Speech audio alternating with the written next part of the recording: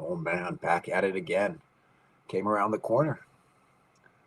Ben Joyce, Hobbyson, no, Halverson, Cole Young. I'm gonna get back to somebody that I want to get. Let me bring up the right screen that has my data in it, and that will allow me to give me some ability to make my picks. Okay, share window. Boom. So who did I say just got picked? Sano, Ben Joyce. Let's find out who those last picks were. They were Halverson and Cole Young. Okay. Seth Halverson. Oh, God, I'm trying to get over this cold.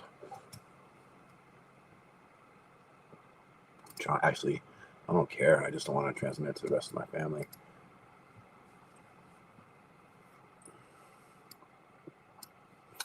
A lot going on in the baseball world today. Ramifications from these injuries, all of that. People talking about a lot of that kind of stuff today.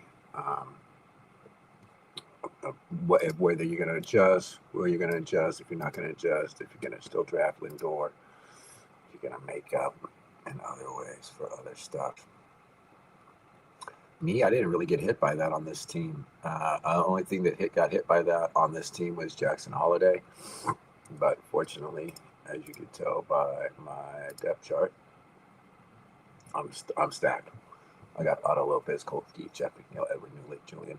And despite the fact that Lopez and Keith start at other spots for me, I do have Jeff McNeil. And I did just draft Edward Julian, so I'm pretty good there. And McNeil, I know he's my sixth outfielder, but I have Perez and Ty O'Neill there. And ultimately, I think I'm going to draft a UT bat right here. I don't really know if drafting Jock Peterson is the right move. But when I look at what my team needs, it's definitely playable power. Jock Peterson possesses that metric. I don't even got to break it down. Because 350 divided by 17 is like nearly 20. So he's nearly, in terms of percentage of counters per at-bats, he's not low there. He's not low. There's other players I like more in terms of playing time, though. This is going to be my last. I think this will be the last power, my last power bat I can kind of get. Reliably know I can get before they go down to 568 would be the next set of power bats here. So 568, find some power in this range here, and you're not. David Schneider, I don't expect that to be repeated. Password's probably going to be gone. There's just no power down here. There is just no power down here at all. This is going to be my last chance to get any type of playable power into my lineup. Man. Who's better, Pavin Smith or Jocketis Peterson? Oh, this requires a little bit of diligence. I can't even lie. I want to just say Jocketis Peterson. Smith a little younger. Castle, Jenkins, Griffin. Griffin is interesting that he is still available there. And Brian Hayes is a starter. A starter is available there. And Brian Hayes is like the last starter available. Jock Peterson is like considered to be a DH starter. And Alec Thomas, I believe he's a 60% starter. My third basemen are Durbin,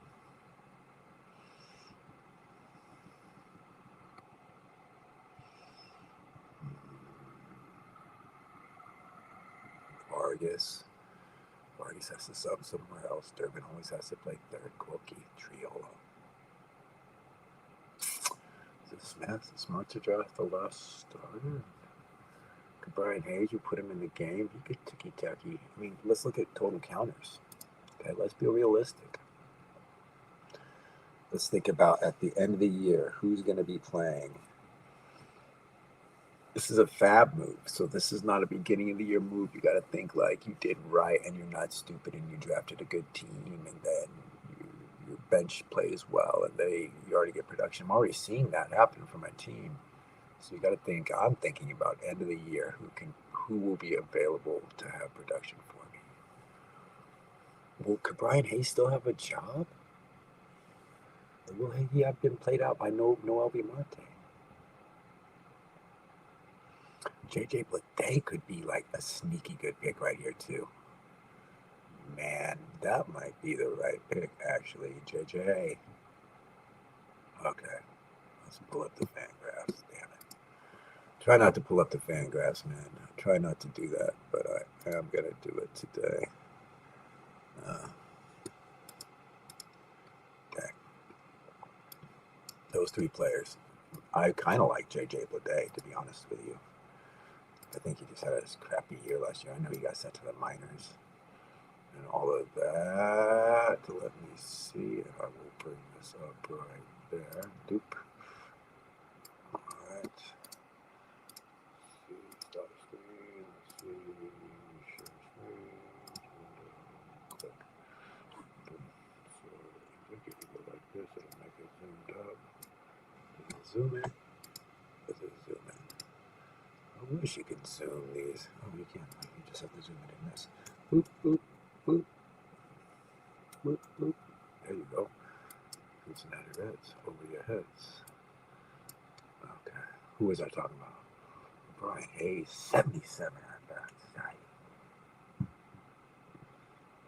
Wait a minute.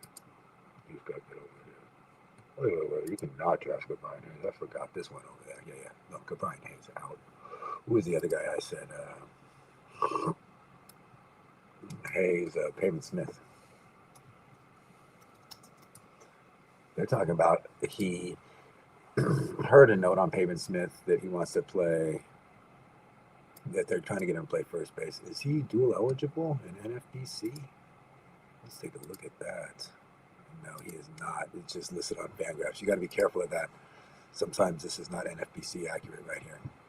If he was, he would have already been drafted. Injured at the end of the year, I guess. It's his best season. I mean, I'm always looking at Pavin Smith as like some power somewhere, right? When he hit, where would he hit in this lineup?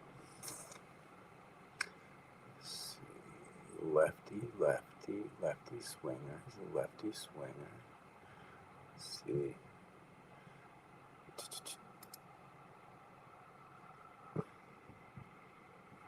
Hit 5 in front of Arenado. Corbin Carroll is now hurt up. What does that do for this team? How does that affect anybody on Arizona? Oh, you might have found one here. I think Pavin Smith fell to you. I think the right pick is Pavin Smith here. Okay, Friedel, Bleday. Oh, no, that's not the right team. Let's go over here to this one. Let's see. So, Carlos Santana. Ooh, it's rough. Pavin Smith is a DH. Lourdes Gurriel's got that knee coming back to DH. Smith has played some outfield. Now that they don't have an outfielder, they got Jordan Lawler in the outfield. I mean, I think Schmidt gets more at-bats now off of Smith gets more at-bats somehow off the Corbin Carroll, right? Corbin Carroll suffered a broken hamate in live batting practice, undergoes surgery. Corbin Carroll's not going to be out forever. He's a gangster. But in terms of my team and like needing some power and needing something, I mean, man, I think Pavin Smith might be the way to go.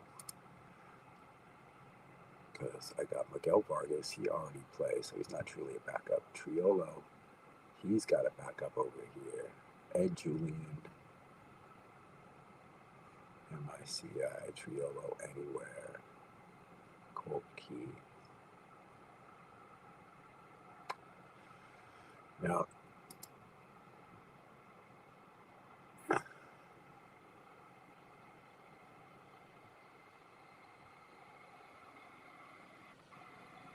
He just said they weren't going to stick him in the outfield at all, though.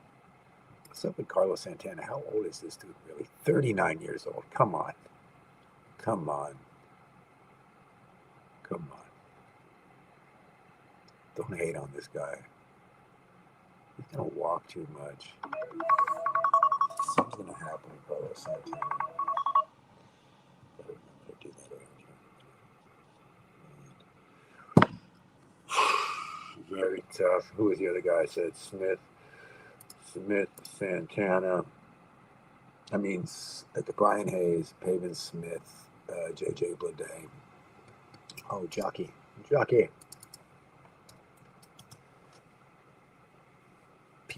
Pedersen, Jock Pedersen.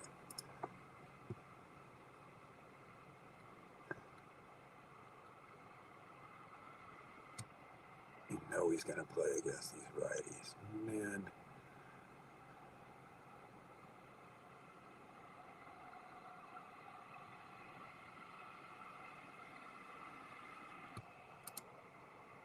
What's the league in the draft coming back around? The league is going to clean up all of these hitters that are missing. The league is going to clean up outfielders. They've got to start cleaning up outfielders. They've got to see they're behind on outfielders. So my next pick, that would be into a pitcher. Next pick into a pitcher for 568. Into a thinking pitcher 568, which is not great. There's no pitcher down at 568. There is players I covered at 568, though.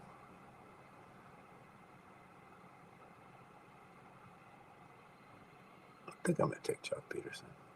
I never take a utility player. I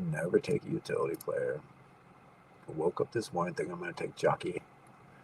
Let's take a look at this right here. True hitter total, 20. Hitter total is 27. 27 hitters on 20. Flexibility 441. Top flex in the league. Jockey I could only play at UT, but that's like, I might want to just put him at UT because this is no pop zone. So this is almost a no-brainer pick. It's almost a no-brainer pick to take Jock Peterson. I think I have to take Jock Peterson.